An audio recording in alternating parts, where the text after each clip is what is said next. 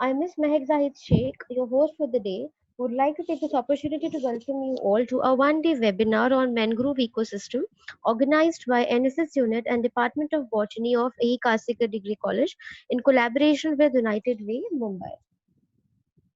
As we all know, mangroves are considered as buffer zones. They are extremely important part of our environment because they maintain the balance between the water and land, and thereby they maintain the balance of the nature. As we all know that the world around us is changing day by day with increasing industrialization and urbanization, its negative impact is being seen on each and every component of environment and every type of ecosystem, be it land, be it water, and mangrove ecosystem remains an exception. Therefore, it becomes the need of the hour for us to do some serious thinking and take some immediate actions on our part. So today, in this regard, we have arranged a session in which we are going to discuss about one such issue over this particular platform. Moving ahead and without wasting much time, now I would like to request our respected principal ma'am who is here with us to kindly address our today's meeting and guide us through the session. Mrs. Arjuman Raval ma'am, over to you ma'am. Assalamu alaikum. Walaikum assalam wa rahmatullahi barakatuhu. A very good afternoon to one and all for this webinar conducted in collaboration with United Way, Mumbai. We are indeed privileged to associate with this organization for conducting this webinar. Previously, we had hosted a webinar last week on marine pollution, and it had given most of us great insights into the marine pollution, especially the area in Mumbai, okay, the area regarding the seashores of the Mumbai and how polluted they are and what can be done for its protection and preservation. Our NSS unit of our college has been actively involved along with Department of Botany into various environment related activities. We always had this project of environment conservation and preservation as one of the projects in NSS, and environmental audit had been conducted along with the botany department, and I think Ms. Bamis and Sheikh sir, they have always been involved. They have been involved very enthusiastically into environmental projects. So I hope that today too you will be getting good insights, and students and all the participants today, they may gain a good information about the mangroves in and around Mumbai, and how useful they are, and how fast they have been depleting because of the developmental activities that are taking place in the coastal zones. So why is it important? I hope that Ms. Pooja, our resource person today, will be providing us with enough information and thought for future. Thank you very much. You can continue with. Thank you, ma'am. Our principal ma'am has always been a lady of words and wisdom. She has been a guiding force for the institution, and her presence has been exceptionally empowering for all of us, which boosts our morale to very high. She always encourages us to hold such events time and again, which prove beneficial for society and environment. Without much ado, it is now time to welcome our guest speaker for the day. And for this, I would like to request my colleague, Ms. Nazwa Sheikh ma'am, to kindly do the honors and introduce our eminent speaker, Ms. Pooja Talekar ma'am from United Way, Mumbai. Over to you, ma'am. Assalamu alaikum. Walaikum assalam. Good afternoon to all the dignitaries and the participants present for today's session. It is my great pleasure to introduce our resource person, Ms. Pooja Talekar. She holds a degree in environmental science and had worked for Godrej Private Limited on mangrove conservation and sustainability. Ms. Pooja is currently associated with United Way Mumbai and leads the Mission Mangrove project. She also handles environmental projects for a community impact department. Her immense contribution and interest lies in biodiversity conservation and research. Her biodata truly implies that she has a great understanding and remarkable knowledge on today's subject, that is mangrove ecosystem. So I welcome and request Ms. Pooja Talekar to share her knowledge with all our participants and kindly proceed with the session. Thank you everyone for such a nice information about whatever you all know about mangroves, and also for introducing me to the students. I would like to start with my presentation. Before that, I just hope all the students might have filled in the pre-test. So In case you haven't, so the link is in the chat box. And in case you all have any queries, you all have any questions throughout the webinar, you all can put the messages in the chat box. I'll answer to all your queries after the webinar. It will be difficult for me to keep a track of the chat box and presenting. So it's a request for everyone to also keep your audios on mute and turn off your videos.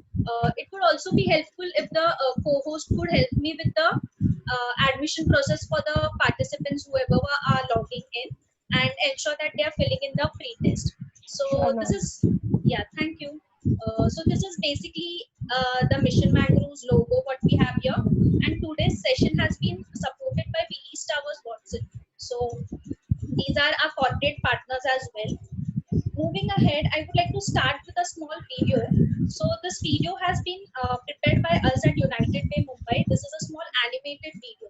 In case you all don't know what mangroves are, so this will just take you through a small story of mangroves, where you can at least get an idea or a rough idea about mangrove plants. So here goes the video.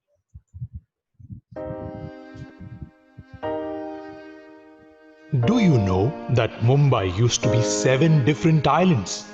These were joined together over time to create our big city. It is still an island city though, and it needs to be protected from the dangers of the sea. This is the job of the shorekeepers.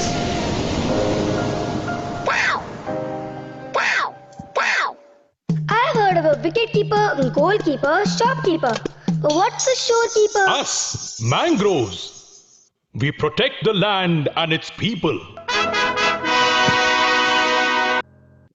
You? I thought you were just wild trees taking up valuable land. We could have fancy homes there where people would litter and I would have fun. Sadly, a lot of people think the same way. In nature, everything has a role to play. So what's so special about you and where are the mangoes? Mangroves have nothing to do with mangoes, dear friend. But we can do something no other plant species can. What's that? Only we mangroves grow in salt water. Oh, but how? Some of us have 2 sets of roots. The stilt roots above water and the pop-up aerial roots, which come from below the surface of the water to breathe.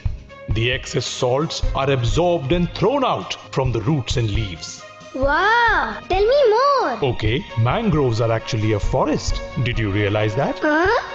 We are teeming with life, home to so many varieties of birds, reptiles, insects, mammals, A tiger too? and of course all manners of marine life. Even deep sea fishes use mangroves as a safe nursery. Oh, And like all forests, we provide a lot of great stuff for our human friends. cool, I like it. What more? We fight both air and water pollution. Vast amounts of carbon are cleaned by us from the air.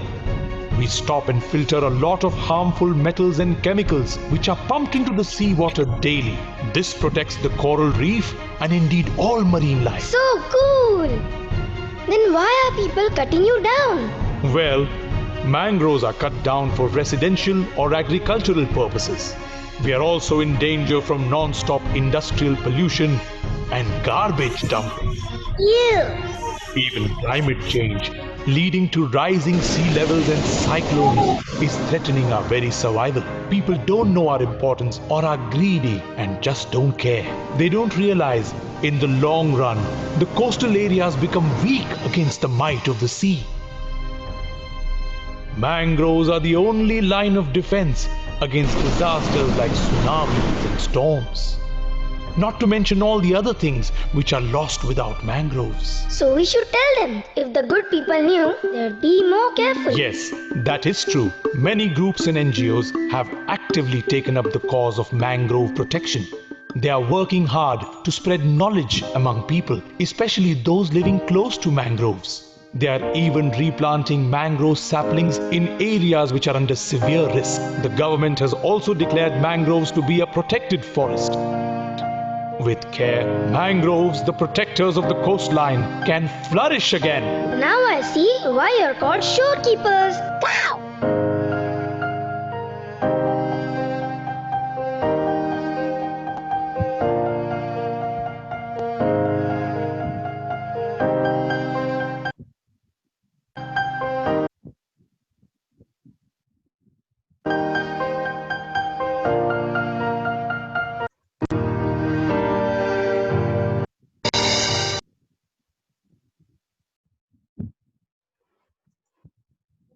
think this has given you an idea about these plans. At least you'll know what these plans are. We actually use this video to show students like who are new to this field or who don't know about these plants. So this is the easiest way we could show them what mangroves are. Now coming to United Way Mumbai, as I told you that I'm part of United Way Mumbai. So United Way Mumbai is an NGO, and we've been actually I can just hear someone. Can everyone just mute your audio? That will be easy for me. Yeah. Okay. So United Way movement is a 130-year-old movement, and we are spanning across 41 countries today. So in India, we are located in other states as well. In Mumbai, we do have a branch, and I'm associated with the Mumbai branch. We work on various projects. There are 6 focus areas in which we work. If you see towards the right side, education, health, environment, public safety, income, and social inclusion. So these are our areas where our teams work. So to work in these areas, we have a network of 400 plus other NGOs also who help us with all these focus areas.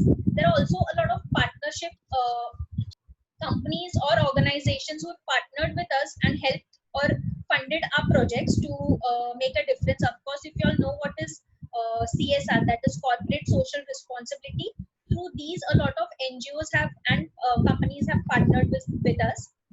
We have various donors. We have a lot of donors as well.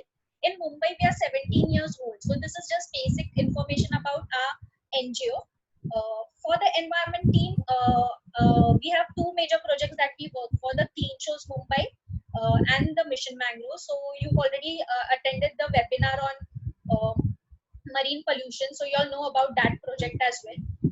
Under this project, under the environment project, we also have other projects, that is Mission Blue. We have Swachha Sarvekshan. We have a lot of other projects that we work for, like making eco-friendly Ganesh idols, making paper bags. A lot of activities that we conduct through these through this team. So we have a lot of activities planned after the lockdown as well.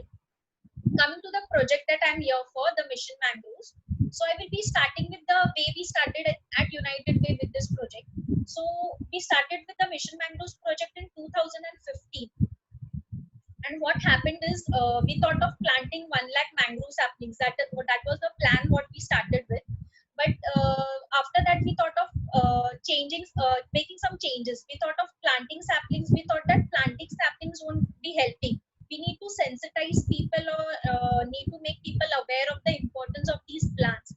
So that is when we started with other activities like conducting nature trails on mangroves, conducting awareness sessions, classroom sessions, having sapling making workshops on mangrove plants, and a lot of other activities or other environment day celebrations and all related to mangroves that we started undertaking under this project. So these are some of the things that we've been doing under this project. I actually feel happy that when we started, we thought of planting 1 lakh mangrove saplings, but we've happily planted more, and we've also adopted a new land just last month, and we'll be starting our plantations with those lands also. So this was a basic thing when we started this project. So when we started, we needed some permissions, because if you know, mangroves is a reserved forest, so you need a lot of permissions. We needed a lot of expertise in this field. Before the environment team did not have any environmentalists in them to help the NGO with other things related to environment about these plants. We also have tied up with a lot of schools and colleges who help us with the plantation or volunteering activities. So whenever we have a mangrove cleanup drive, we have some school or college students also joining us. So these are some of the things and interventions under this project. Okay, it is taking time to change the slide. Yeah. Okay, so these are some of our partners basically. So if you see the first one, we have the Forest Department and the Mangrove Foundation. So the most important thing when we started with this project, we had to sign a MOU with the Forest Department stating that they'll be giving us some land where we can do plantation in their presence. And we've we've planted mangrove saplings on 23 hectares till now, till today. We just don't leave the plants there. After planting, we maintain these saplings for the next 5 years. So maintenance is also very important for these saplings when they are growing.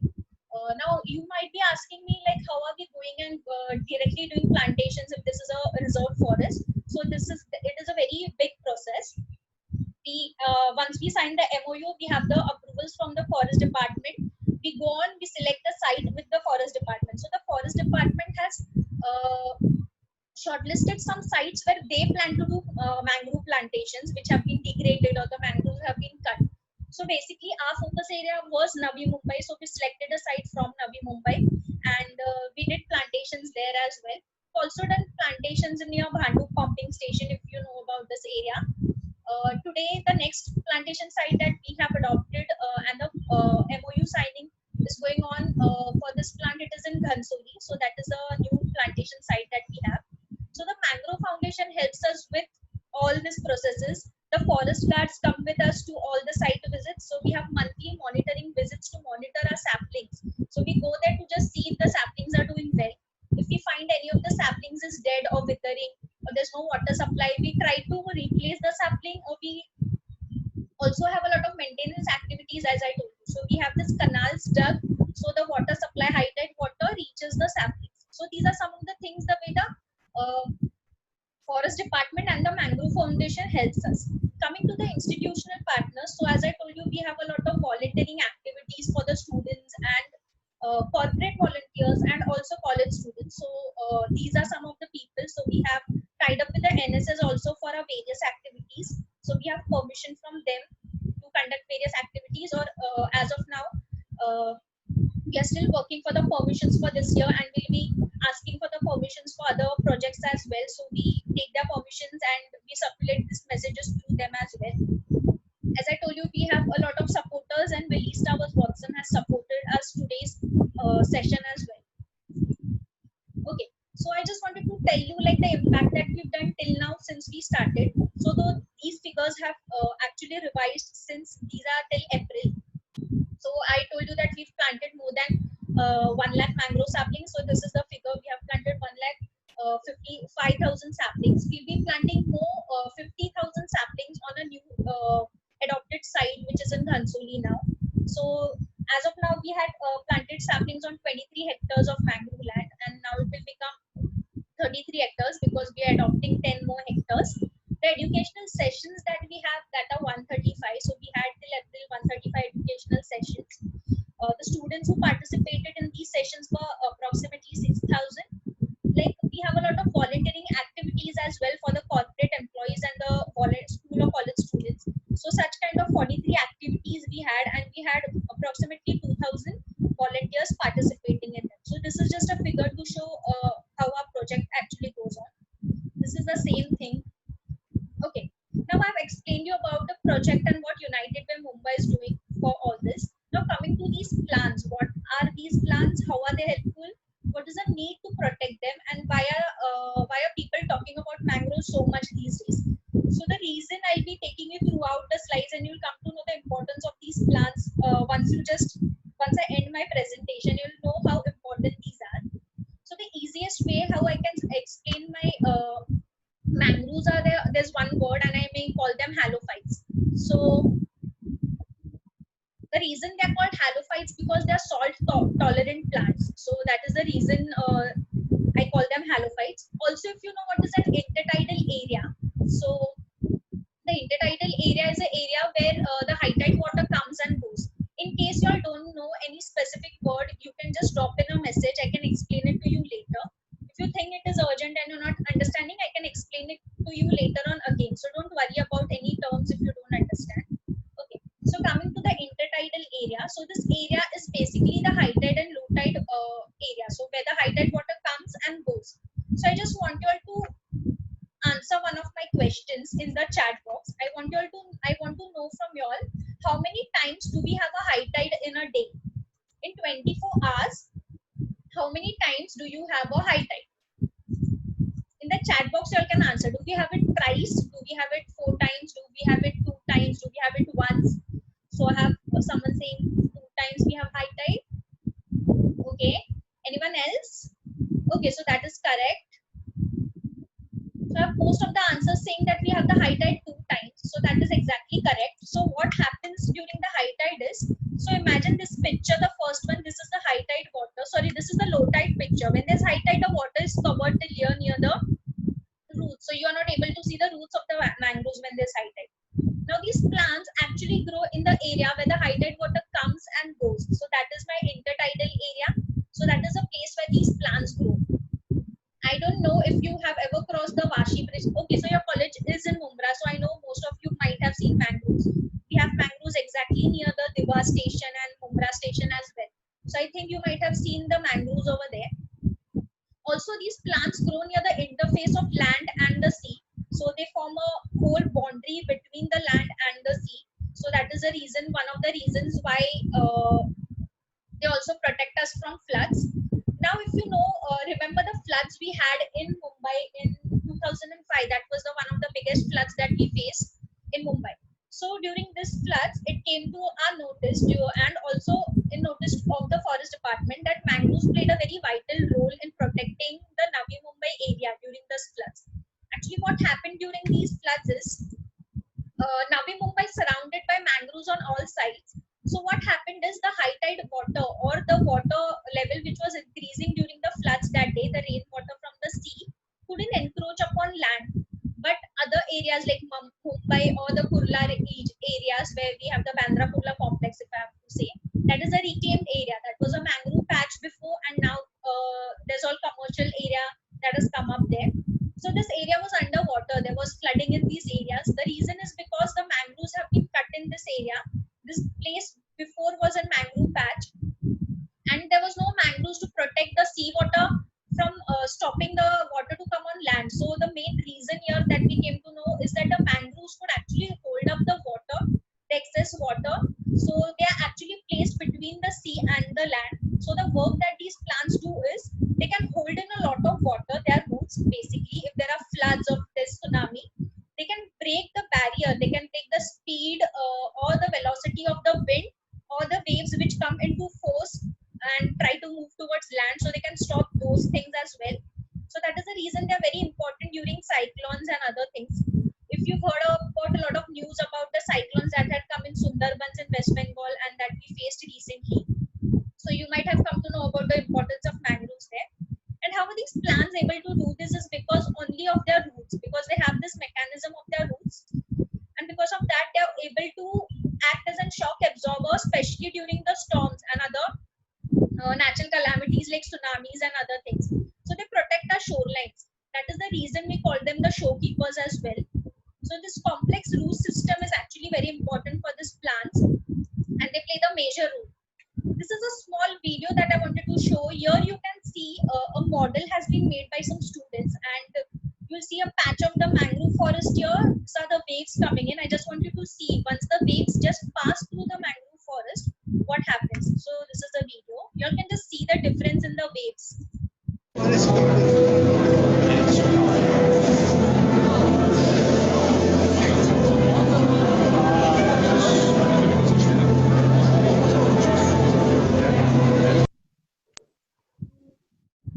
So if you just saw this, so if you see the waves that are coming in full force, they are calm at the end of the whole video because they have been passing through the mangrove forest. So this is what the forest actually does.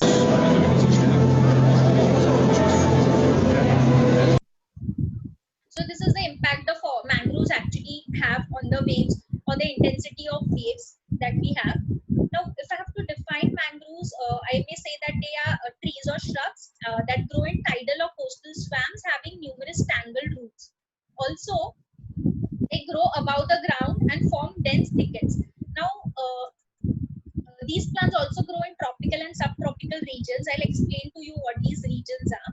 There are different names we call this forest by. So, we have the mangrove forest, we have the swamps, mangle, we have wetlands, mudflats, and they're also called coastal forest. So these are some of the names given to this mangrove forest. This is the whole map of the world. The reason I have put this is to explain two things. First, if you see the colors over here, the blue color indicates the lesser number of mangrove species, while the reddish brown yellow color indicates more number of mangrove species. So I hope everyone knows about the mangrove species. Also, if you see these areas, in the middle you see a lot of colors, but towards the north and the south pole you don't see any colors. So the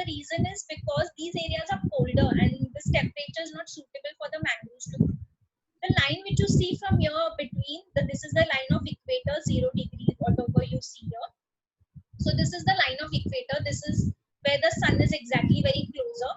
The lines exactly above and below that you see.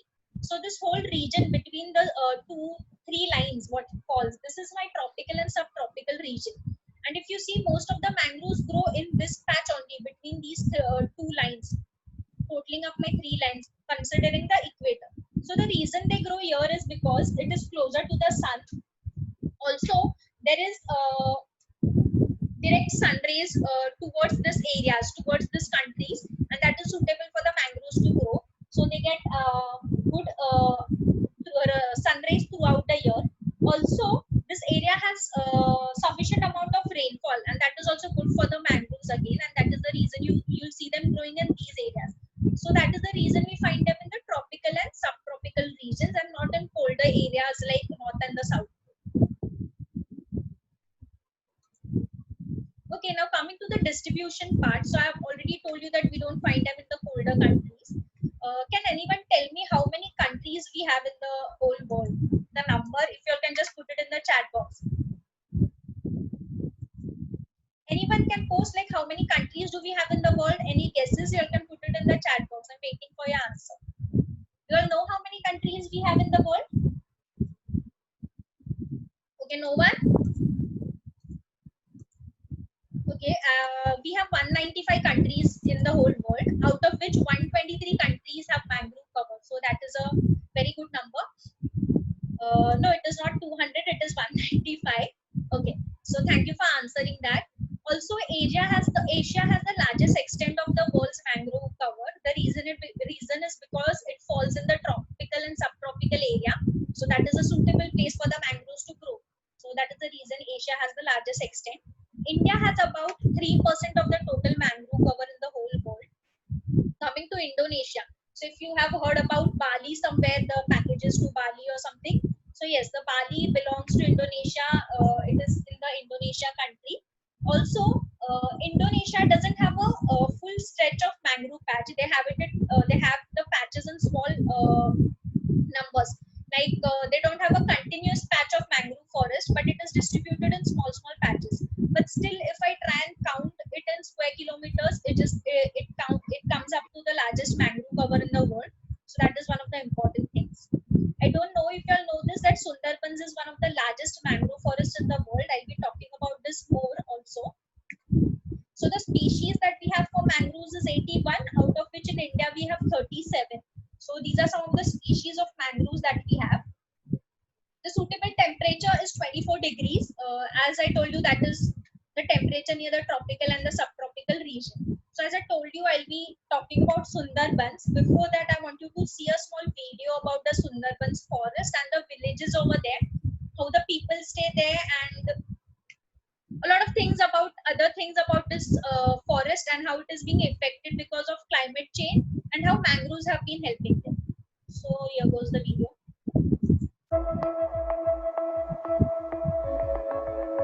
The Sundarbans is a cluster of low-lying islands in the Bay of Bengal, spread across the coast of India and Bangladesh. It holds the world's largest mangrove forest with an area of about 10,000 square kilometers, of which 60% is in Bangladesh and the rest in India. This UNESCO heritage site that lies on the delta of Ganga, Brahmaputra and Meghna rivers on the Bay of Bengal includes 3 wildlife sanctuaries. As one of the largest remaining areas of mangroves in the world, the Sundarbans holds an exceptional level of biodiversity. It is known for its wide range of fauna, including innumerable species of birds, the Bengal tiger, and many other threatened species like saltwater crocodiles and Indian python. Sundarbans, which is also home to over 5 million people, is an ecologically fragile and climatically vulnerable region. The Sundarbans provides sustainable livelihoods to millions of people and functions as a protective barrier for its inhabitants from storms, cyclones, tidal surges, seawater seepage, and intrusion. This area has been facing a lot of extreme weather events of increasing intensity over the last few years. In 2007, Cyclone Sithar hit Sundarbans and caused around 40% damage to the ecologically fragile area. It was struck by Cyclone Aila in 2009, resulting in massive casualties. In 2019, Cyclone Bulbul hit Sundarbans but did not cause as much damage as Sidar and Aila did. But recently, on May 20, Super Cyclone Ampan took a trail over Sundarbans, resulting in a massive destruction. Winds blowing at over 150 km per hour hit the Sundarbans by the time the cyclone had made its landfall. Authorities are still trying to assess the extent of damage caused by Cyclone Ampan on Sundarbans. Over 4 million people staying in the North 24 Parganas and South 24 Parganas were badly affected by Cyclone Ampan. Experts say that the delta's mangroves have helped to reduce the intensity of the cyclone hitting the coastal communities in the area like always. But the damage caused by Cyclone Ampan on the wildlife is clearly high. The flooding due to cyclones or storms and the rise of sea level has resulted in high levels of salination in the delta, making it completely unusable for farming. The degrading health of mangroves affects their resilience and recovery potential against climate change consequences. As the frequency and intensity of extreme weather events are expected to increase in the future, it is very important to conserve the mangroves of the Sundarbans.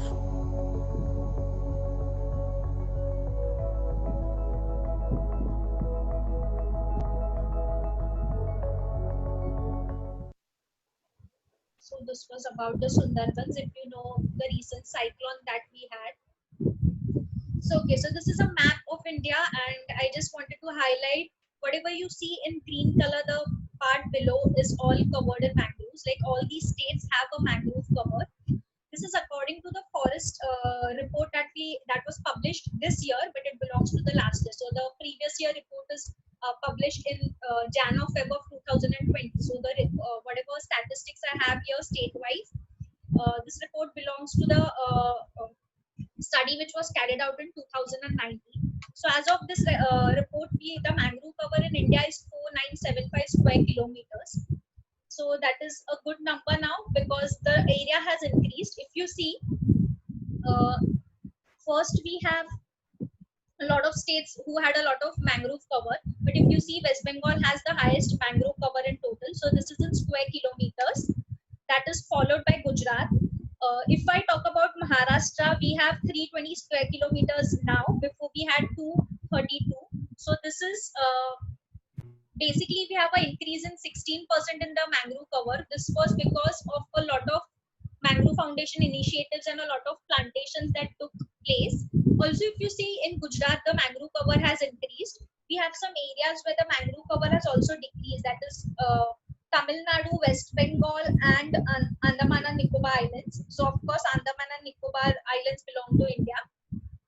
So, the cyclone that we just saw in the video was the Amphan cyclone that I'm talking about. It started from the Bay of Bengal. It went and it hit the West Bengals near the Sundarbans forest. So the Sundarbans forest is divided between two countries, that is Bangladesh and India. So in India we have it in West Bengal. So this is one of the biggest patches of mangrove forest. Also,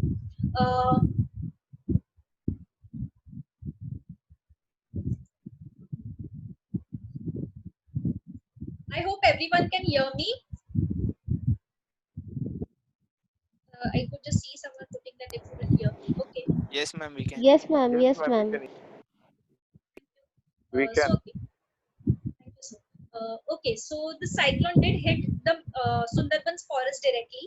It was also observed just because it came in contact with the Sundarbans forest, the speed and the velocity of the cyclone was decreased. So I'm not sure with the exact speed how much was decreased, but if you know, just before the Amphan we had the Bulbul cyclone in November 2019, which hit the same area and it made its landfall near the Sundarbans forest in West Bengal.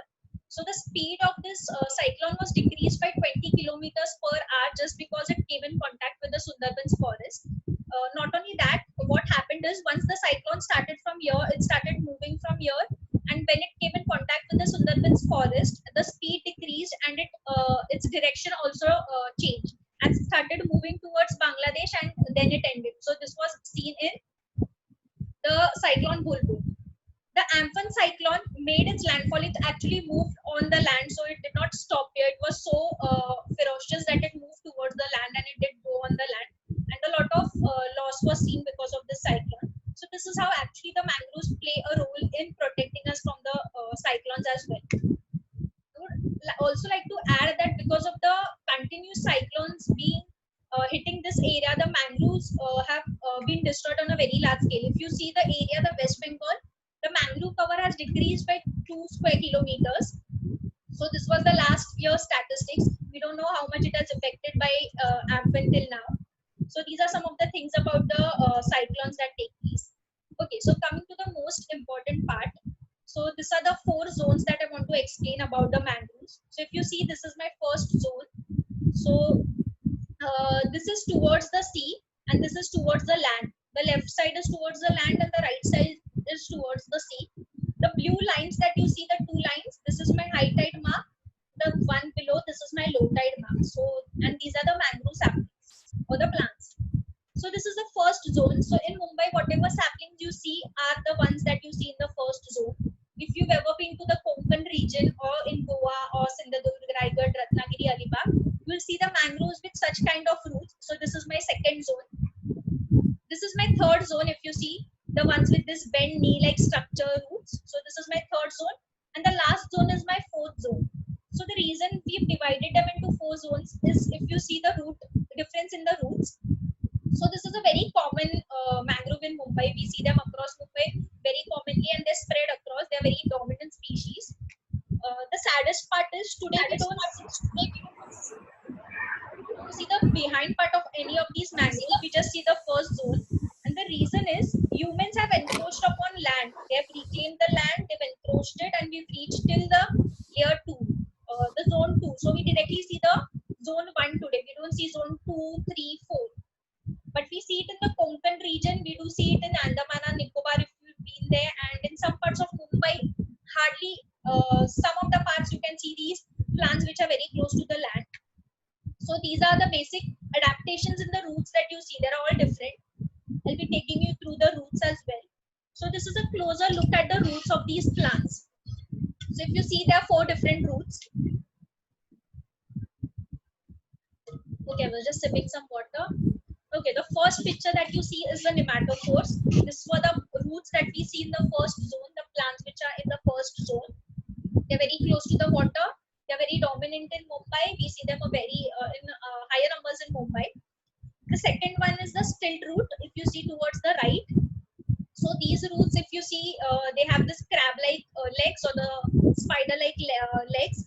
And these plants are very common in the Raigad, Ratnagiri region. Then I have the knee roots, the third one here.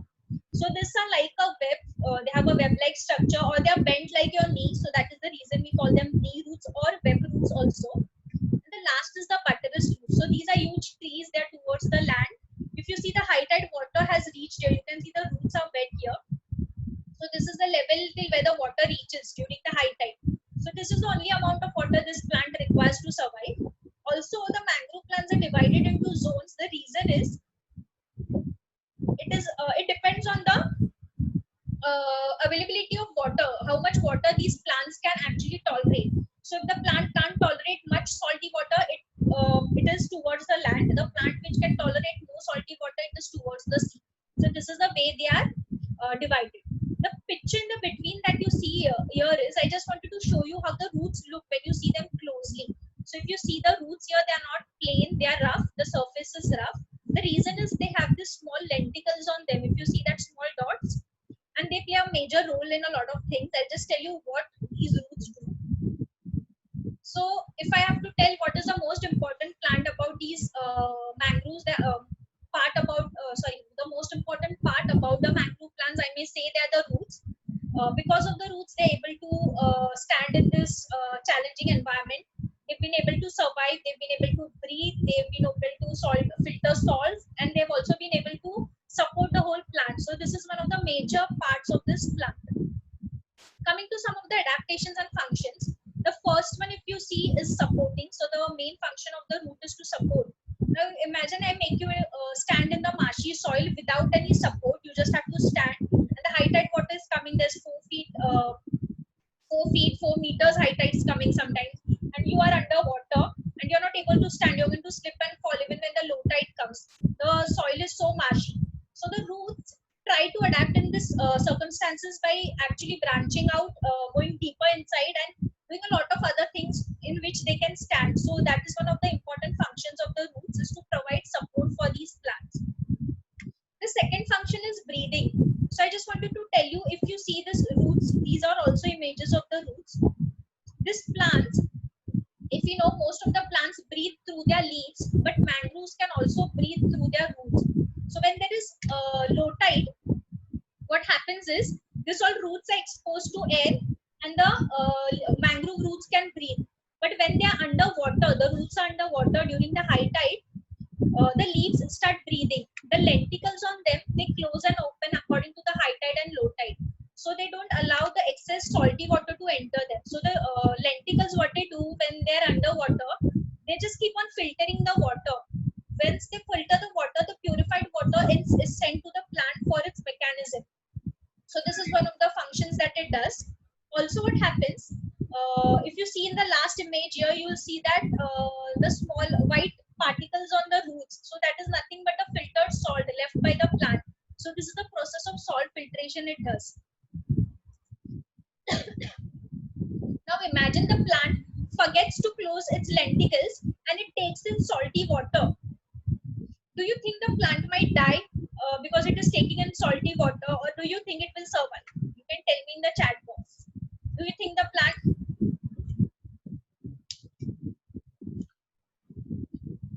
Can you tell me if the plants will survive if they take in salty water, or will they die? Okay, I have some people telling that they will die. Okay, so let me tell you, this is interesting. The plants won't die because they have a backup plan, and it is this. So if the roots don't filter the water, the leaves are going to throw out the excess salt. So this has been seen in the mangrove plants. No other plant has these mechanisms. That is the reason they are not able to survive in salty water. Just because mangroves have all these adaptations and functions, they are able to survive in salty water. So what happens if the plant is not able to filter the water? The excess salt which comes into the plant is excreted by the leaves of the plant, and this is the image of the excess salt. So if you ever go to the mangrove forest on grey mangroves, that is the ones which are very common in Mumbai, you will see all the salt particles on them.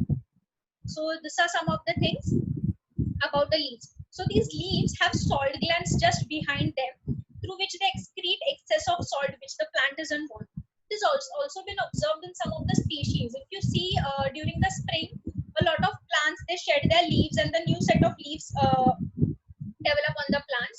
But in mangroves, it doesn't happen as such. It is an evergreen forest. It is an evergreen plant.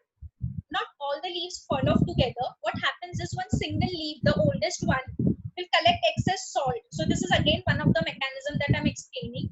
One of the oldest leaf is going to collect excess salt on a specific twig, and once it has collected excess salt, it will turn yellow and it will follow.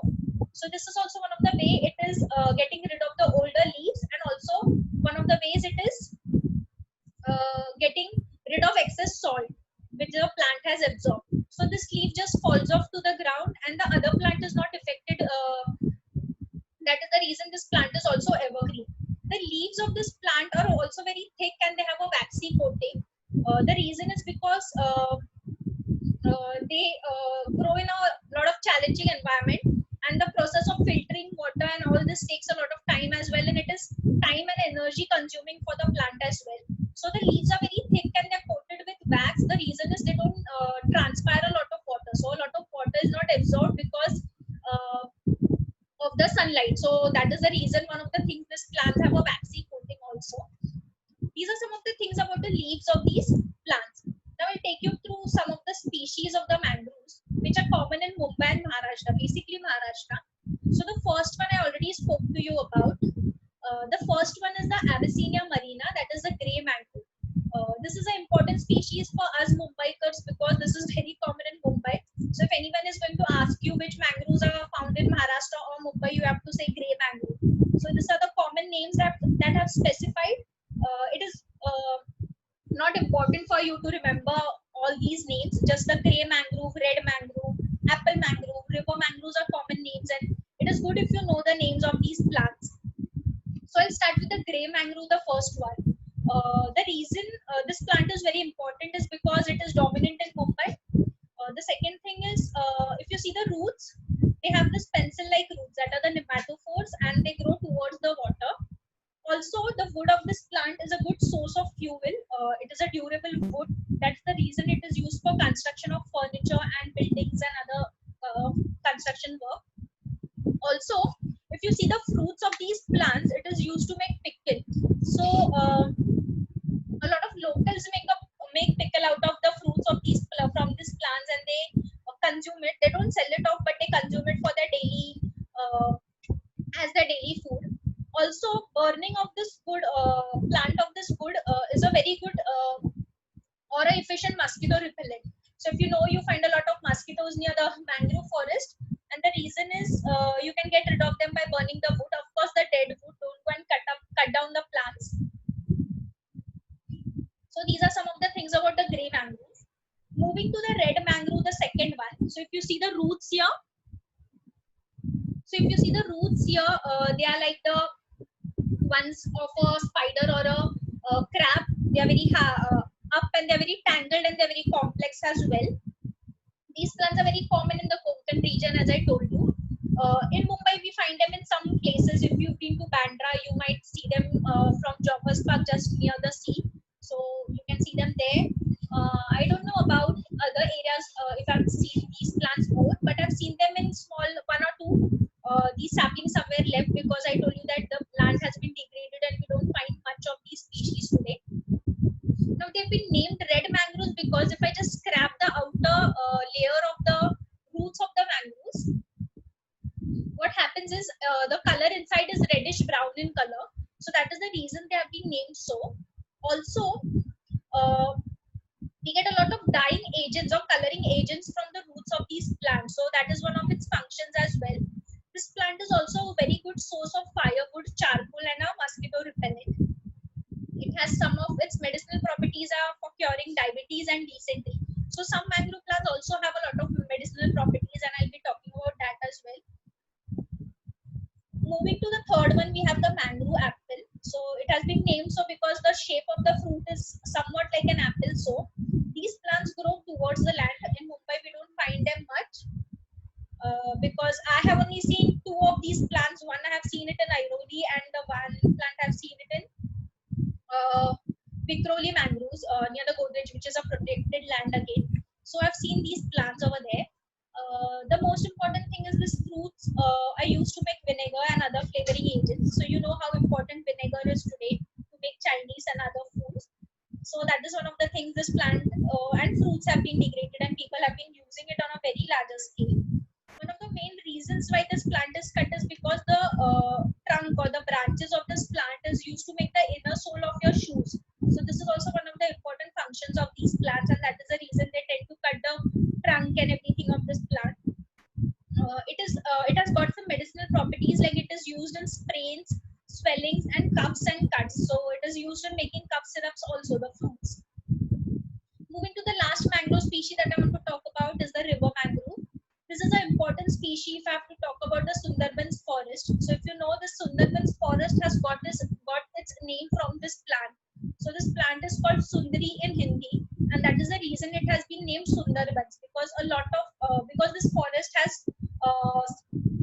river mangroves on a very larger scale. So most of this Sundarbans is covered with river mangroves, this species. So that is the reason it has been named so. If you saw in the video, you could see these flowers as well, the video that I played about Sundarbans. These are the fruits that they look like chilies. So these chilies just fall off to the ground, and the other plants, they just sprout, and the other plant grows, the baby plant grows into a bigger plant. So that is how these plants grow. So this plant is again a major source of pollen for the bees. One of the things I would like to add here is the basic livelihood functions of the people in Sundarbans is catching fishes, crabs, shells, and selling it off. And the other one is honey collection. So these are their main livelihood things that they do to earn money in this forest. So the bees actually which pollinate these flowers are one of the most aggressive bees and the world's largest bees. So that is one of the risks to the people over there, that they get bitten by the bees, and that is also not good for them. So this is one of the things about this. Also, a lot of study going on to use this plant for the treatment of throat cancer. So the bark of the extracts from the bark have been used to use it in the treatment of throat cancer. There are a lot of trials going on. It has not been used till now. So there's a lot of study going on this. So these are some of the things. Okay, so if I'm talking about the mangrove forest, it is not important that there are going to be only mangrove plants. We'll have some other plants as well. So these are some of the plants that are mangrove associates. Now I call them mangrove associates because they actually indicate that there is a mangrove forest nearby me, or they indicate that there are mangrove plants near these plants. So they are called as mangrove indicators or mangrove associates. So I'll just be talking about some of them. So the first one that you see is the sea purslane. So this is my favorite, and the reason I'll tell you, this is a small creeper-like plant, and you see it on the soil growing down. This plant, the leaves, if you see, they're very important. They have a lot of medicinal properties also. So these leaves are actually a substitute of salt for the locals. So in case they don't have salt in the house, they just pluck these leaves, they crush it, and they put it in their vegetables or the food that they're cooking. Because the salt content is so high in the leaves that they can use it instead of salt. Also, these leaves are very rich in omega-3 fatty acids, and they're used in treatment of asthma and type 2 diabetes. So today, if you know, diabetes and all these diseases are known to everyone, and I know they're trending also, because more than half the population is suffering from diabetes. So this is actually used in the treatment of diabetes. So there's no trial or anything going, but the leaves extract is used in treatment of diabetes. Moving to the common night glory. So this plant doesn't grow near the mangrove forest, but you see them near the walls and near the railway tracks also sometimes. This plant flower actually blooms in the night and it withers in the day. So it is named as night glory. It is also named as a moon flower, M-O-O-N, moon flower, because it looks like a moon. Then I have the Typha, the Panthalis, if you see here towards the left below. So this plant also has a lot of medicinal properties, and the oil which is extracted from this part of this plant is used in treatment of leprosy. So this is one of the medicinal properties of this plant. Moving to sea holly, this is called acanthus. So this is a weed basically for the mangroves. Some people also say that this is a subspecies of mangroves, but there's a lot of debate and research going on into this. So as of now, I called it a weed, and this is actually high tide marker. So imagine my high tide water reaches till here. So if you see my high tide water reaches till here, so this plant will start growing from the high tide mark. So this indicates that the high tide water reaches till here. So if you just want to find out till where the high tide water comes in a specific area, you have to just see this plant. So we come to know how high tide water yahan tak aata hai. So that is one of the indications this plant gives. Also, this plant is used to make cough syrups. It is also being used in a lot of acidity medicines. If you know acidity that occurs, so a lot of syrups, the extract of these leaves has been used, and it is also been used in a lot of nerve disorders. So the bark or the stem of this plant is used in treatment of nerve disorders. So these are some of the mangrove associates. The last one that I want to talk about is the meswak. So I just want to know, have you heard about the meswak word somewhere? If so, where? Yes, if you've heard where it is used, I want to know the name. Okay, someone is saying it is being used in toothpaste. Anything else you all know? Yes, it is correct. Actually, this plant is used in your toothpaste. So all the toothpaste have the extract of meswak plant. That is the reason this is one of the most commonest mangrove associate in Mumbai, and it is commonly found as well. So these are some of the commonest mangrove associates that we have in Mumbai. Also, if you see the cherries here, so we have these red cherries here, and these indicate they are very attracted. The migratory birds are very attracted to these cherries. So that is one of the reasons this plant is very important. If you see the picture below, so these are the caterpillars. Then these are the eggs. Okay, so I'll start with the eggs. These are the butterfly eggs. So this has been clicked by me only during my site visits, which we spotted some butterfly eggs on this mesewak plant. This eggs hatch and then the caterpillars come out. In case if you know the life cycle of a butterfly, the caterpillars feed on the leaves of the mesewak plant. They form into a pupa and then a butterfly emerges. So that is the life cycle of the butterfly. So this plant is important to one of the butterflies because its whole life cycle takes place on this plant. This butterfly is the Salmon Arab butterfly, and we call it as the mangrove butterfly. So that is the reason it is very important for this butterfly and to have mesewak plants. So that is a linkage between the mesewak plants and the butterfly. I'll just show you the picture of the butterfly. So the first picture that you see is the small Salmon Arab butterfly that we find in the mangrove forest, and it is a host plant. The mesewak is the host plant for this butterfly. This is the teak defoliator moth. So this is also very common in the mangrove forest. Now I'll just take you to some of the biodiversity and some of the animals, birds that are found in the mangrove forest. So the first one that you see here is a signature spider. So this is very common in the rainy season. You see them in other areas as well. So it is called as a signature spider because if you see the zigzag lines here, so this is how the zigzag lines actually indicate. This spider indicates that it is its web. This is a signature it makes. It makes it on the whole web. So if you just spot this, you will come to know that it is a signature spider's web. It is a non-poisonous spider. Moving to the carpenter bee. So the bee has been named as a carpenter bee because it tends to drill into the wood of the mangrove for into the roots or the bark of the mangrove plants for its nesting. So that is the reason it has been named as a carpenter bee. Then we have the dragonfly. So I don't think I need to talk anything about the dragonflies. They are very common. Then I have the mealybugs. The mealybugs are very common. If you've ever spotted them on custard apples, so you see this white powdery substance on the custard apples.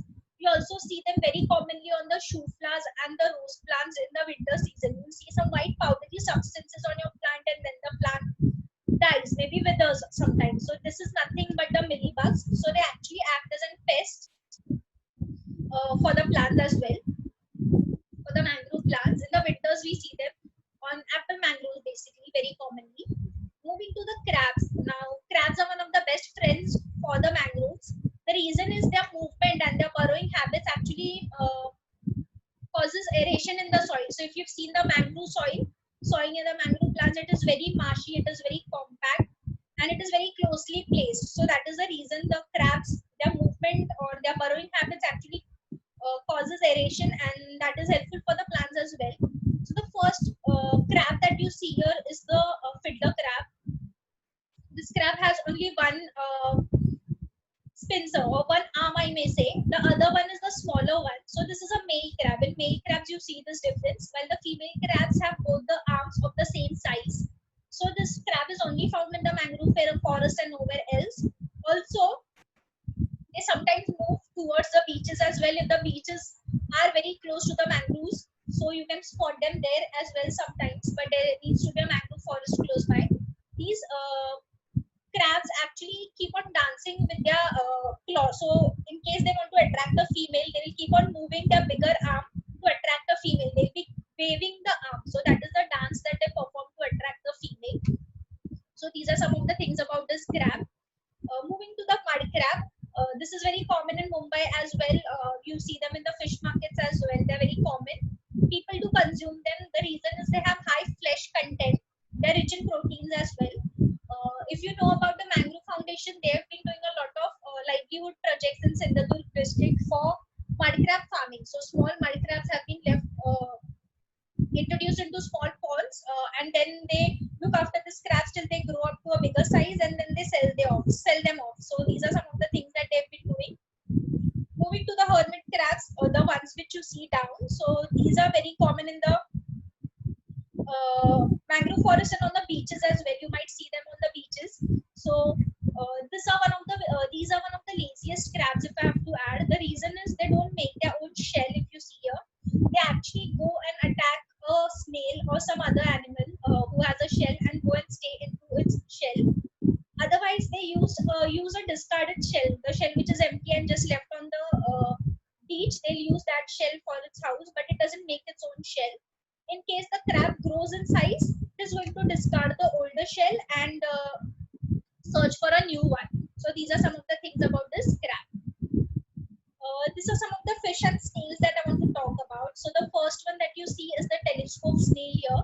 So this is very common in the Mumbai mangroves as well. Some people also consume the flesh which is found in this telescope snail. It is named as a telescope snail because it has got these lines like a telescope. So it can grow up to 10 centimeters in size also sometimes. So this is one of the things that is very commonly found. They also sold in the fish market sometimes. I don't know if in Mumbai it is sold, but in Konkan region they do sell it off. Moving to the prawns and shrimp. So the most important thing I want to add here is that mangroves act as a nursery for the fishes.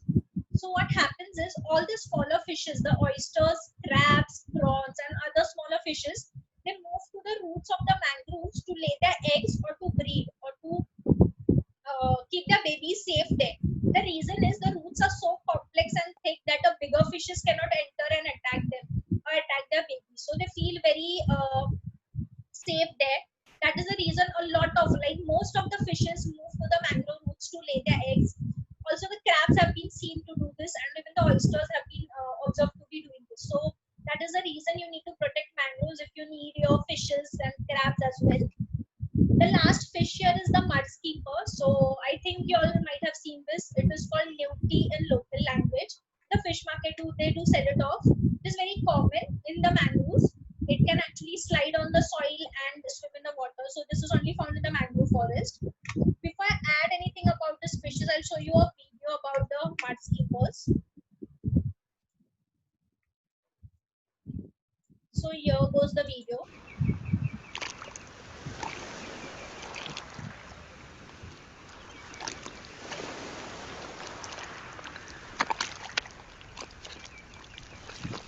A mud skipper, a fish that spends most of its life out of the sea. It can walk on land and breathe there. Its life is very different from that of most fish.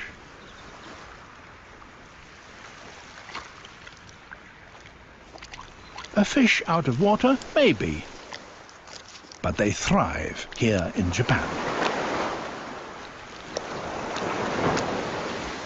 So what's made this upheaval worthwhile? The answer lies in the mud. As the tide retreats, it exposes mud flats. Sunlight hits the rich silt, and tiny plants and animals flourish there. All food for a mudskipper. But life on land is not without problems. It's hard work to find a mate.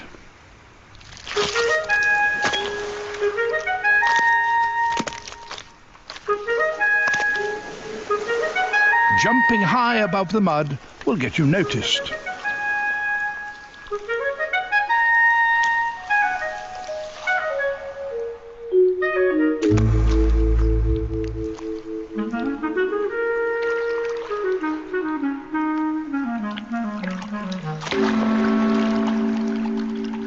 With eyes perched on the top of their heads, the mudskippers keep a lookout for both friend and foe. And males fight those who intrude on their territory.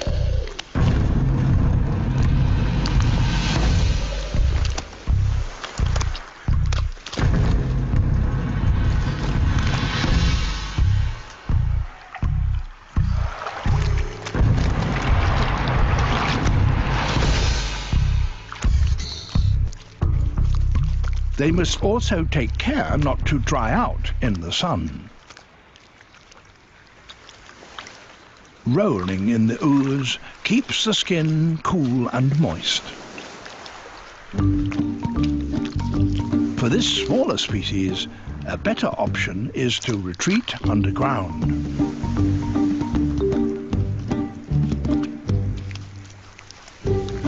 So he digs himself a tunnel down into the mud.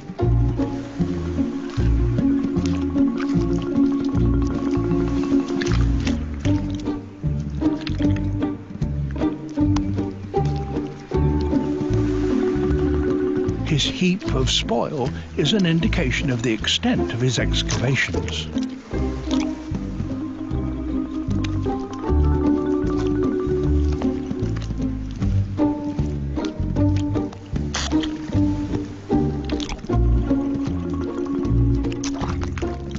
With the tide flooding the tunnel twice a day, maintenance is a real burden.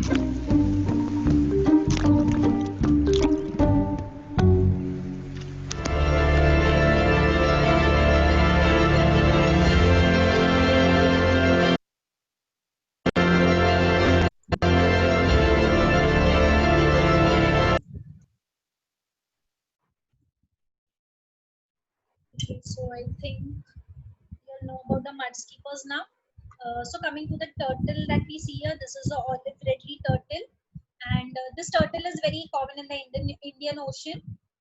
If you've ever heard about the Kasav Mahotsav that we have every year in March in Velas, we also have a lot of turtle festivals in Orissa. If you know about it, you can just Google about these festivals. You all can go and see the hatchlings of the turtles, of these turtles. They've been protected by the forest department. Whatever eggs these turtles lay have been protected till they actually hatch, and then the hatchlings move towards the sea. So these are some of the things that have been done by the mangrove department as well. So we have this site in Velas where they have been protected. Moving to the next one is the glossy marsh snake. So if you see, the snake has camouflaged so well with the soil over here. This is a snake. This snake is common in the mangrove forest. It is non-poisonous also, and it is a very common prey to birds over there, like the egrets and all. So that is the reason it has camouflaged so well to protect itself. This is a water monitor lizard. So in Sundarbans we have a lot of water monitor lizards. In Mumbai we've only spotted water monitor lizards in the Bhandup pumping station area till now, but not in other areas. But so I don't know if they are there in other areas as well. But we do have them in the mangrove forest in Sundarbans. Moving to the next, I'll just move on to the birds now. So I think everyone knows about the first two birds, the flamingos.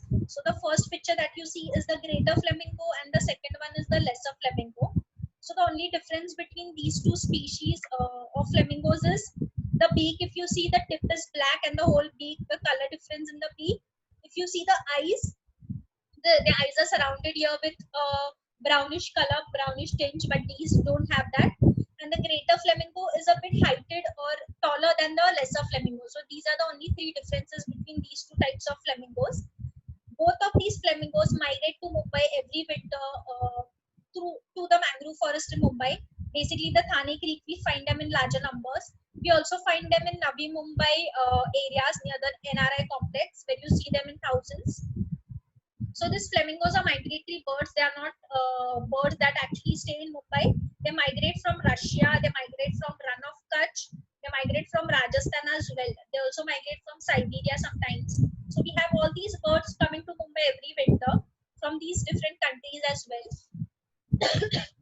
So if you see the color of these flamingos, it is pinkish in this picture, but it is not pink when they migrate to Mumbai.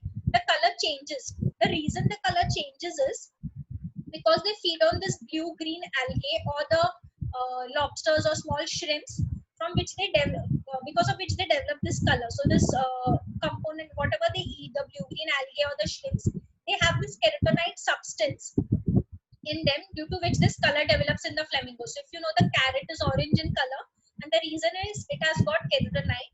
So in flamingos, this is absorbed on a very faster rate, and that is the reason they can develop this color. Also, the baby flamingos don't develop this pinkish color till the age of 3 years. It is only developed after 3 years. So this has also been seen. So these are very common during the winters and during the summer seasons. They migrate back to their countries or states once the monsoons start. We have the brown-headed seagulls here towards the right. So these are also migratory birds. They migrate from Siberia or US every year. You might have also spotted them near the marine drives or near the gateway of India during the winters. So they are also migratory birds, and they also feed on shrimp or small shells, whatever they find near the mangrove forest. The one here you see is a kingfisher. So kingfishers are very common in the mangrove forest. The reason is easy food, so that is the reason you find them there. Moving to the Royal Bengal tiger now. So this is one of the most important species. If I talk in terms of Sundarbans forest, so the Royal Bengal tiger is the second biggest tiger species in the world. The first one is the Siberian tiger, if you know. This tiger is only found in the Sundarbans forest, the Royal Bengal tiger, and hence it is named so, the Royal Bengal tiger. You don't find this species somewhere else. The reason this tiger is also protected on a very large scale. If you know, the Sundarbans forest is also protected, and it is one of the, if you saw in the video, it is one of the UNESCO sites as well. So this tigers, as I told you, the livelihood of the people in Sundarbans is fishing, catching crabs, honey collection. So when these people in Sundarbans enter the forest, they don't only have the threat of their life of being attacked by the honeybees that I told you, but also by snakes, crocodiles, and tigers. It has been observed that approximately 80 people die every year just because of tiger attacks in Sundarbans. Not to end there, there's also a small village in Sundarbans where all the widows stay. So all the widows whose husbands have been attacked by a tiger live in this small village, and they've been supported by a lot of NGOs. So this village is also named as a widow village. So these all women are actually given some kind of work to survive, so they have some money to survive. So that is the thing that they do there. Also, it has been observed that the tigers, it is not that humans only attack the tigers when they enter the Sundarbans forest or the territory of the tiger, but sometimes these tigers also enter the villages in search of food to attack their cattle or humans.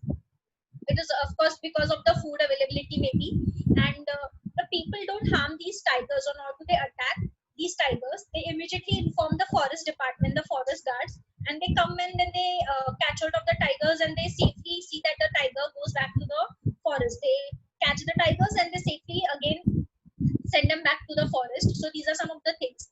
The people don't attack the tigers there, they worship the tigers there. So this is one of the things about the peoples in Sundarbans.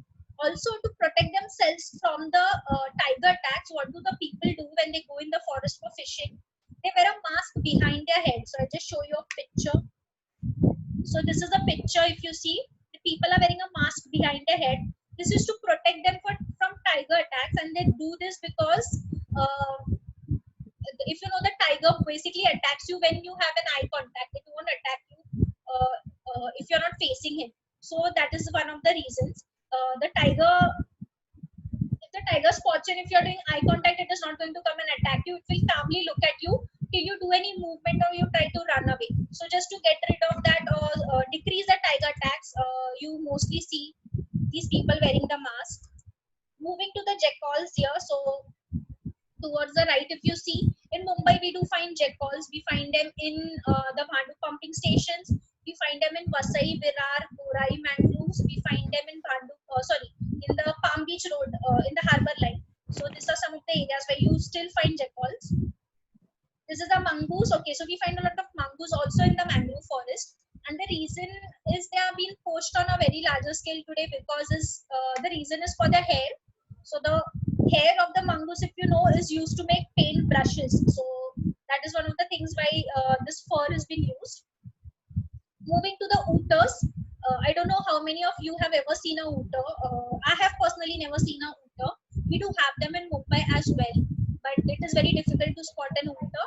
They're commonly seen in the Raigad region because the highest number of ooters are found in those areas. So they're also found in mangroves. The reason these mammals have been killed, the ooters are killed, is because for their fur. Their fur is very soft and it is used to make coats or other things for you during the winter. So these are some of the things, the reason why it is killed. They're one of the most intelligent mammals as well. So I just want to show you a small video about the ooters. So how these ooters are used for fishing in Bangladesh. So you just get an idea how they look. So sorry.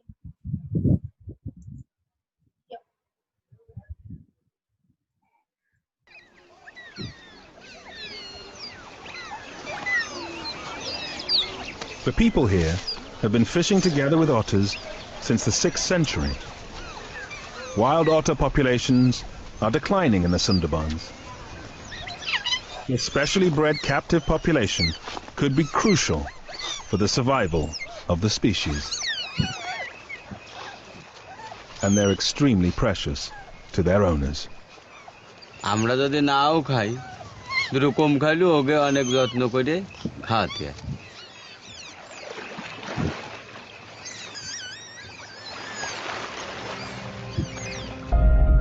While it's high, thousands of tiny inlets crisscross through the mangrove forest.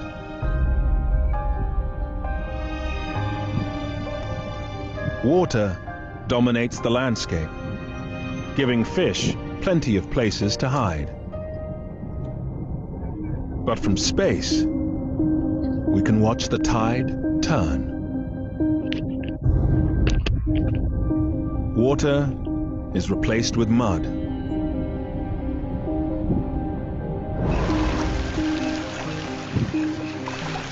And at the very lowest tide, fish are forced into the few remaining stretches of water. And the otters get to work.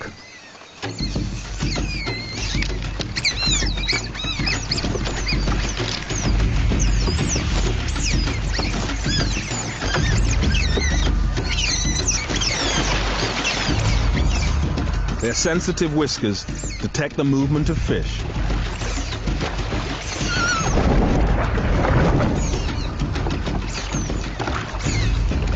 And they flush them towards the nets.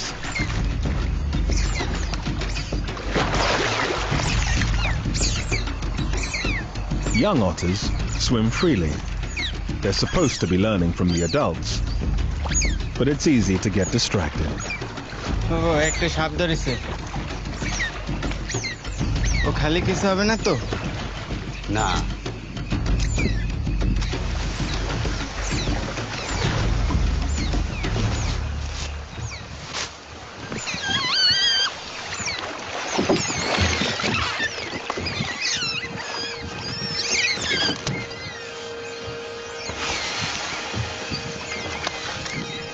The otters bring in up to twice as many fish as using nets alone.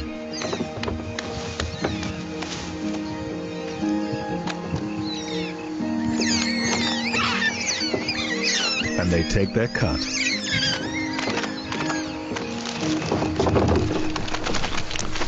Ten otters can eat 8 kilos of fish every day.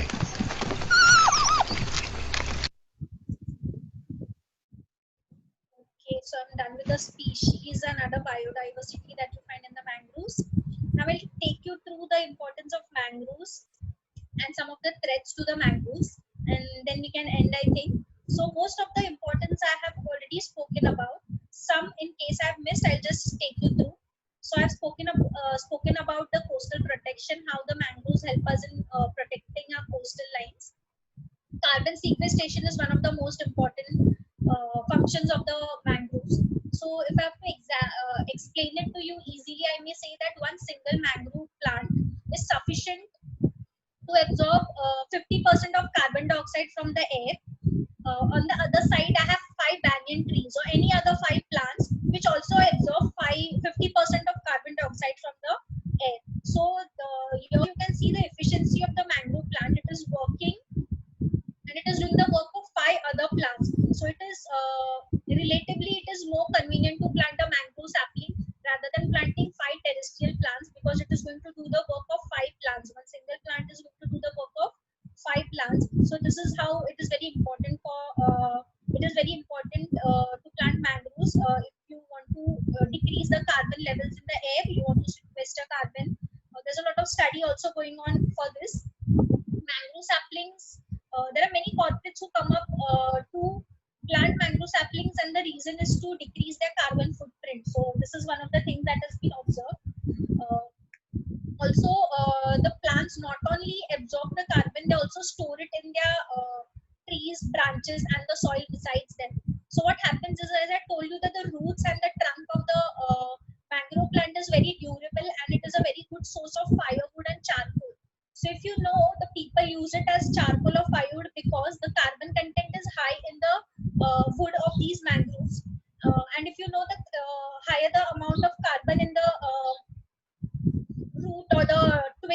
it is burned, the twig is going to burn for a longer time. So that is one of the things they use it for as firewood. The twigs or the branches or the wood of the mangroves is used as firewood.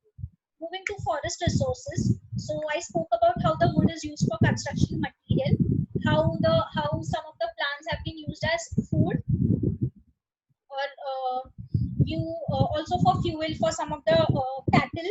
They've been used as tannin. Some of the plants, in case I haven't explained tannin. So tannin is a material which is used to dye leather. So if you know that brownish color of leather that you get is obtained from the red mangroves. As I told you that red mangrove, that color that we obtain from them is used as a dyeing agent. So tannin is a substance that we get from these plants and it is used to dye leather as well. So the major function of dyeing is used in the leather industry for these plants. Moving to fisheries. So I told you that the mangroves are a nursery for the fishes. So this is one of the things. We spoke about the medical and medicinal properties about some of the plants. Soil stabilization is, there are high tides and there are low tides coming in every hour and after some hours in the mangrove forest. So the sediments come and keep on depositing onto the soil, and the mangrove plants are self-sustaining. They don't need any kind of manure or fertilizers. So the reason is because with every high tide they get new nutrients, they get variety of sediments from the soil itself. So that is the reason they are self-sustaining and they don't need any other nutrition for their growth. Talking about provision of habitat, so mangroves are very important in terms, if I talk about flamingos. So they migrate to Mumbai just because we have mangrove cover here. We have the Royal Bengal tiger, we have the fiddler crab, we have the mudskipper, we have the hooters. Most of these species are only found in the mangrove forest, and that is the reason if you have to protect the species, you need to protect the mangrove forest. Moving to the aesthetic and recreational thing. So if you know about the Coastal and Marine Biodiversity Center in Airoli, this is has been built up by the Forest Department. So they overlook for the functioning of this place. So this is a mangrove center as well as a marine center where you can go and see things like it is an interpretation center. They have a skeleton of a blue whale over there, and they're trying to set up an it is still under development, but half of it has opened and you can go there and take a boat cruise to see the flamingos during the winters. There is a boardwalk there, so if you know the wooden path that they built across the mangrove forest, you can walk on that wooden path and see the plants, birds, crabs, mudskippers, do bird watching. So this is one of the places I would suggest you all to visit. Heritage and spiritual value. So I forgot mentioning that the people in Sundarbans, they pray to the goddess Born Baby. So before entering the forest, they have a temple just outside the forest and they pray to the goddess to protect them from tiger attacks. So this is how they actually are very inclined towards the cultural events. They also have a cultural event every year to actually impress the goddess. So they have been protected by the tiger attacks and other things. So these are some of the things that they do. Moving to the threats to the mangroves in Maharashtra. So one of the biggest threat that we have is sand excavation. So if you've ever seen a lot of sand has been excavated from the creek beds. Just because they do this, a lot of high machinery, bigger machinery is being moved to the mangrove forest, and then they tend to move the sand out of the creeks. They drop a lot of sand on the marshy soil. They change the composition of the soil, which is not suitable for the mangrove plants to survive. They've been making roads for the vehicles to move into the mangroves. They've been cutting down mangroves. So these are some of the things because of which sand excavation is affecting mangroves. Moving to the salt pans now. So if you know, in Mumbai today we don't have any illegal salt pans as of now. They have been shut down by the Forest Department recently. Like some years back, I guess 1.5 years or 2 years back, they've been shut down. Only the people who have license to do salt pan farming can do salt pan farming. The reason is people started encroaching upon the mangrove land and turning them into salt pans, which was affecting the mangroves. So today we don't have any illegal salt pans, so that is one of the things. But the main threat lies here, that is the land that has been used as salt pan, we can't grow mangroves on that patch again. So that is one of the threats that we face today. This land is a wasteland for us today. The reason is the mangroves cannot survive in the area where the salt pans were there before, because the salt content is so high that the plants are not able to survive there anymore. Moving to overfishing or overharvesting.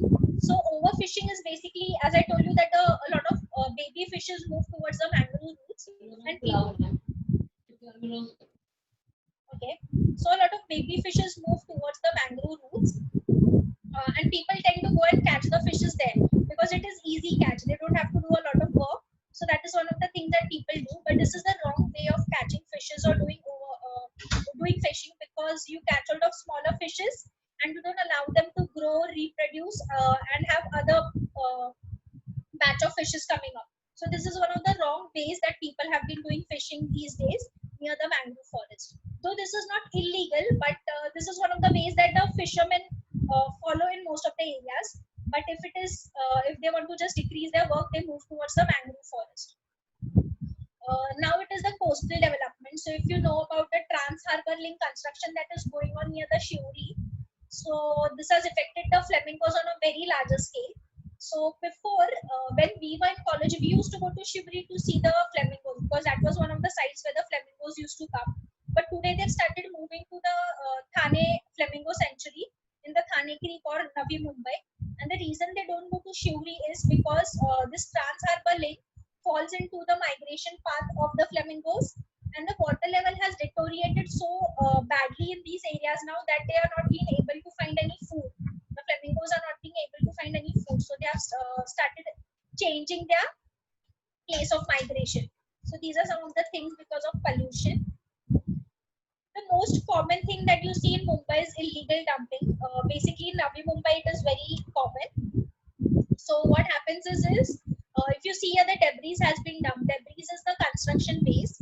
So they just put in the debris. They obstruct the flow of water, high tide water to the mangroves. And what happens is the mangroves die on the other side because they don't get water flow because of the high tide. So these plants die, and then the builders can reclaim this land and do construction, stating that there are no mangroves anymore over here. So this is very common in Mumbai and Navi Mumbai these days. Release of industrial effluent and untreated sewage is the most spoken part in mangrove conservation today. The reason is a lot of sewage outlets are left into the mangrove forest or very close near the mangroves. That is the reason the water level has been deteriorating, and just because the mangroves have marshy soil, this also becomes a breeding ground for the mosquitoes and other insects. The reason is because the sewage water is left onto this marshy soil, making it suitable for the mosquitoes to breed. So that is the reason you see that this place is affecting the habitat of other species as well. It is affecting the mangrove saplings and also the soil. Garbage dumping, if I have to talk about, I may say that the Kanjurmarg dumping ground is in the mangrove forest.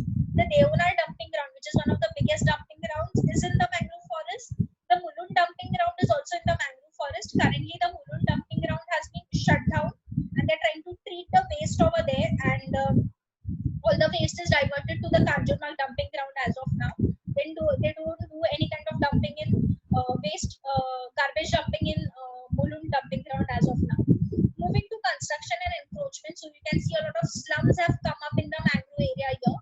So this is one of the common things in Mumbai, as you know, the slums taking over in the mangrove forest. Now, as an individual, what you can do to protect mangroves is basically, I want you all to join or volunteer for any of the organizations who work for the conservation of mangroves. Second is, you all can share your knowledge with your friends or your family members who don't know how important these plants are.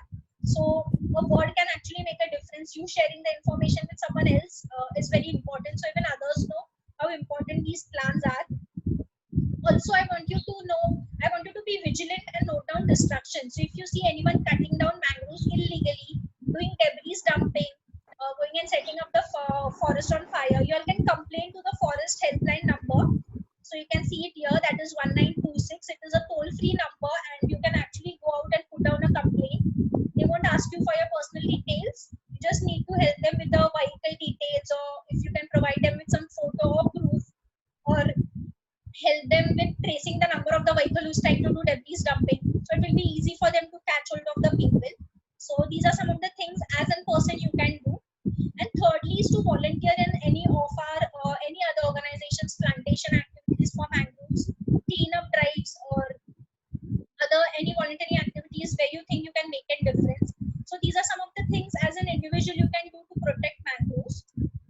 lastly, I wanted to show you that this is a field guide.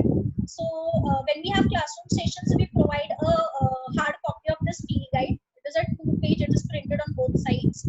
So this is the information of species provided in this field guide whenever we have a session. So as of now, we are not having a classroom session. We are having a virtual session. I've put a file here so you can see it. I'll also mail a PDF file of this to all the students who've participated today, so they get to use this. So the information shared about the species is everything is present in this field guide. And lastly, thank you for attending the webinar and being so patient enough and listening to me. I request Mehak ma'am to please paste in the post test link in the chat box, and till others fill in the post test, we can have the question and answers. Thank you, ma'am. That was one phenomenal session, ma'am. The knowledge that you have shared with us today is truly commendable. You have put across every detail about the concerned topic in the best possible fashion. We couldn't be more grateful to you for sharing your important thoughts and facts about mangroves and how really are they important for all of us and for our survival. Your deep insights have truly triggered a new sense of thinking in all of us. So now it is time for a question answer session. I'm sure there are many curious participants who are eagerly waiting for their queries to get solved by you, ma'am. So shall we proceed towards it, ma'am? Yes, sure. The very first question that we have gotten here, ma'am, is can we collect seeds of mangroves and grow in our garden or like bonsai, or is it possible for us to cultivate mangrove in an aquarium? The reason why today people are not able to plant mangroves is one thing is because it is a reserve forest, and the second thing is planting mangroves is difficult because they grow only in marshy soil. This is one thing. The second thing is they need tidal fluctuations, the high tide and low tide water fluctuations for their growth. So whenever we set up a mangrove nursery also, we put the plants in the sapling bag, the black sapling bag that we find in all the nurseries. We put the saplings in there, and then we put this sapling bags in the mangrove forest itself, so the plants get the high tide water flow, and they can adjust to the surroundings over there. Once the plant grows up to 30 to 40 centimeters, approximately 30 centimeters, then it is eligible, like it is okay for the sapling to be planted in the mangrove forest. Also, the seeds of the mangrove forest, we don't find the seeds. If you saw the river mangrove that I showed you, so basically you find for the river mangrove we have that kind of seeds. For other mangroves we have twigs. If you know drumsticks, so the mangrove twigs are seeds are that way. So these drumsticks basically sprout on the mother plant itself. So they have the roots and the leaves coming on them on this twig on the mother plant itself. Then it drops down and it survives. So it just falls down the whole twig, and then the plant survives in the marshy soil. You don't have to go and plant it in a pot or something. When as an NGO, when we do plantations, what do we do is a lot of seeds don't are not able to go and fall down erect, and they don't catch hold of the soil and try growing. Some twigs just fall off. So we just with the help of the locals, we get these collected, and then we collect them in a bag, and then we plant them in the nursery. So these are all plants which are not able to survive. We collect them and then we plant them in the nursery. So this is how the plantations have been done. Okay, thank you, ma'am. Next question is, why are mangrove forests muddy and smelly? The reason is they are not muddy. They are muddy because of course there is high tide water moving in 2 times a day. So that is the reason it is very marshy, the soil there. Smelly is, I may say, if you've ever entered a mangrove forest deep inside where there's no pollution, the mangrove forest is not smelly at all. It is very pleasant to be there inside. Believe me, I've been there every month. So the reason that you see the mangrove forest that smell here because the sewage water has been let into the water. So that is the reason you see the mangroves in Mumbai, around Mumbai, that have been smelling the soil. Okay. Next question is, ma'am, why are mangroves important for the survival of living species on Earth? As I told you, they're interrelated to each other. So if I talk about the Salmonella butterfly, this butterfly depends on the mesewak plant because that is the host plant. If there's no mesewak plant, what are the caterpillars of this butterfly going to eat? So that is its food. So this is how different species have been interrelated or attached to each other. Maybe this is a kind of food chain that I may say. That is the reason it is important to protect all these species as well as the mangrove forest. Okay. Next question is, ma'am, we see a lot of salt pans along the coast of Mumbai. What role do they actually play? Do they actually play? Yeah. A salt, that is a salt processing thing. So if you get salt, what you have, the Tata salt and all that you consume. So this salt has been extracted from these salt pans, and then it is sold off to the industries where they process it, they pack it, and then it comes to us. So it is important. One of the most important thing is that the salt pans can only be built near the seawater, because we need salty water to have salt out of it. So mangroves areas is very easy, and a lot of tribals or the locals stay there, so it is easy for them to cultivate salt pans over there, very closer to their houses, and it is easy for them, easy access. So that is one of the things. Okay. Next question is, ma'am, are mangroves useful in any Ayurvedic medicine formulation? As I told you, a lot of tribals use it. So one of the things I can share it with you is, once I had been out for a site visit, and there was some mangrove associated that is named as Beris plant. You all can search it on net. So this plant leaves were crushed by the fishermen, and they just put it into the water. So what happened is, I could see sometime I could see a lot of fishes there. So this was acting as an anesthesia for the fishes. So they just came there, they were getting collected near the leaves, and it was easy for the fishermen to collect the fishes. So this is one of the things that the fishermen use. Also, they've been used in Ayurvedic medicines. I don't know exact names or any species that have been used, but I've seen a lot of locals crushing the leaves and using it for their wounds or something when they're in the forest. So these are some of the things, but I don't think I'm the correct person to comment on the names of the species that have been used in Ayurveda. Okay, ma'am. Next question is, what would happen if there are no mangroves at all? Okay, so that is a good question, I may say. Mangroves, if you want to know how important mangroves are, so that is what we faced during the floods in 2005, and what the Bandakula complex area has been facing. If you know the construction of the airport that is taking place in Navi Mumbai in the Uran Panvel area, and a lot of patch of mangroves have been degraded, cut down, and the land has been made to build the airport. So this place has been seeing waterlogging since they have cut down a lot of mangroves. So if you see a lot of articles coming up that Uran area is being flooded, the reason is we are actually encroaching upon land. There's no place for the water to flow out, and the mangroves were able to hold up this water. But in case you're cutting down the mangroves, there's no place for the water to flow or to go. So that is one of the things you see the Uran being flooded every year because of the rains. There's no mangroves to help them out. Before there were mangroves, they never faced such problems. So this is how important they are. If I have to give an example, this is the best example I can give you. Okay, ma'am. Next question is, does mangroves get affected by the acidification of ocean due to water pollution? Yes, they do.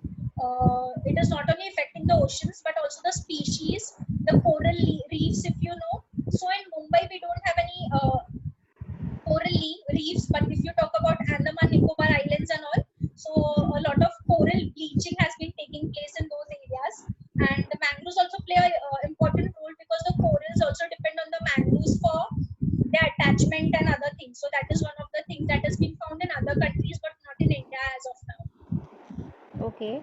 And the last question for the day, ma'am, is what will happen if mangroves absorbs oil due to contamination of surrounding water? Mangroves cannot absorb oil.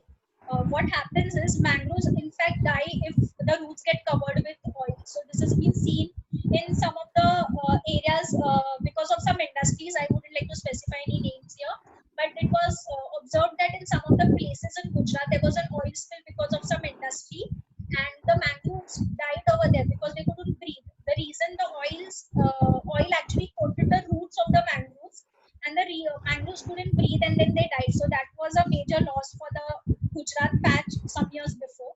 So the mangroves cannot survive a oil spill or something. They may die. They will be affected because of it. Okay, ma'am. Thank you for answering and addressing all our curious participants' doubts and queries to the best of your knowledge. I hope that they have got their answers. Once again, I would request our respected principal ma'am to kindly share her views in our today's session. Ma'am, we would be delighted if we could hear, or if we could hear from you. We are waiting to hear from you, ma'am. Thank you, Mahek Miss. Good evening once again. I think it was a very informative session. I think, and very interestingly put up also because of the videos which were there. I think students must have enjoyed it. I really enjoyed. I even had my daughter watching this because last time too, the marine pollution, it was also very informative. And second thing is, it is put up in a very interesting way where every student, I think, everyone who sees your this, they enjoy these sessions. And I think, yeah, living in harmony with nature is important for all of us, and maintaining that delicate balance. And people in and around Mumbai, I think they are very actively involved with environmental issues. And we have heard a lot regarding mangroves, protection of the mangroves, and people taking initiatives. So many organizations taking initiatives for protection of these mangroves around Mumbai. And we remember the deluge of 26 July 2004-5. When we were flooded, even our locality was flooded despite having the mangroves. Okay, because of the way that flood was after 26 July, it is very clearly etched in our minds. And I think, yeah, we learned a lesson through that also. And why protection of nature is important, and it will keep on throwing challenges for us. Being aware is the best way, and only if you are aware, then you can protect, you can plan. Okay, and you can live in harmony, learn to live in harmony with nature. So thank you very much, Pooja Miss. Very informative session, in-depth information, and very interesting also. Thank you very much. United United Way Mumbai. Thank you, ma'am. On behalf of United Way Mumbai, I also thank your college and all the faculty members. They have been very supportive in helping us out today.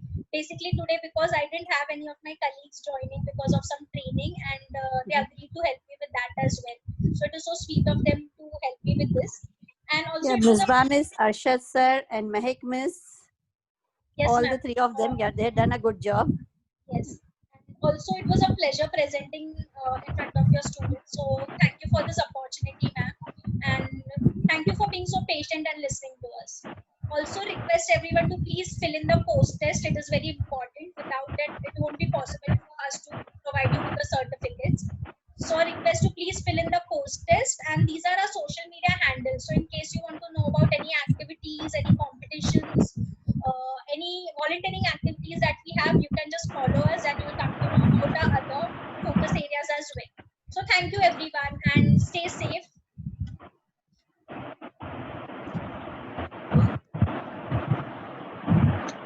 Ms. Bamis, yeah.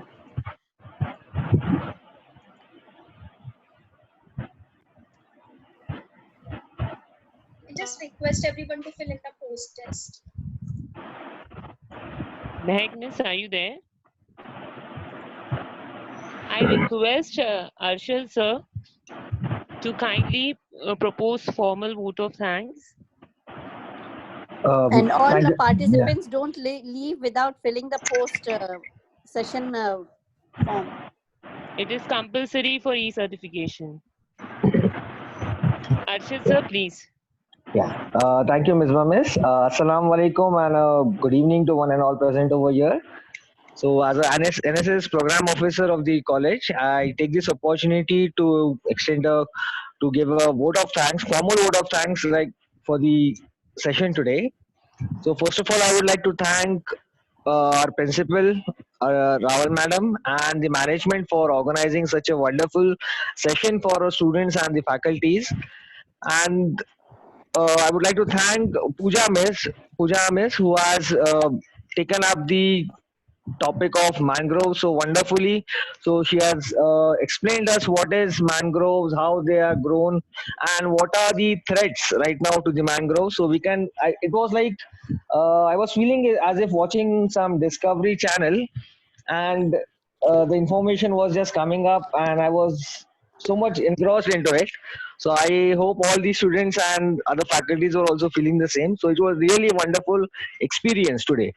Like we were learning as well as we were planning what can be done in the future. So after this session, surely we will plan out how to save the mangroves in and around our area, since we are blessed to have mangroves near Mumbai itself. So inshallah, we will try to plan out some programs for protecting these mangroves. So on behalf of the entire college, all the faculties, the management, and our principal ma'am, I would like to extend a thank you to Pooja Miss and United Way Mumbai for coming up with such a wonderful session. We hope for many more such sessions and uh, growing our knowledge for the nature, basically to protect the nature. Thank you once again. Ms. Miss, over to you. Thank you, sir.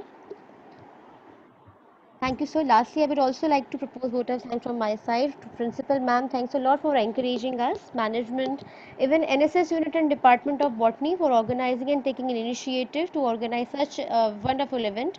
All the enthusiastic participants without whom the event would not have been successful, all around the students for their cooperation. Lastly, with this, I would like to sign off with the hope of being a part of a community that empowers each other through thorough knowledge and continuously strives to think deeply and act deeply about the alarming issues of environment. Thank you. Allah Hafiz. I hope students have filled in the post test.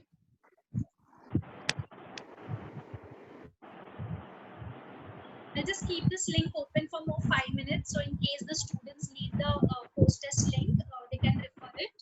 And thank you everyone for helping me out today. Thank you. Welcome. Participants are requested to kindly take the post test, the link of which has been posted in the chat box.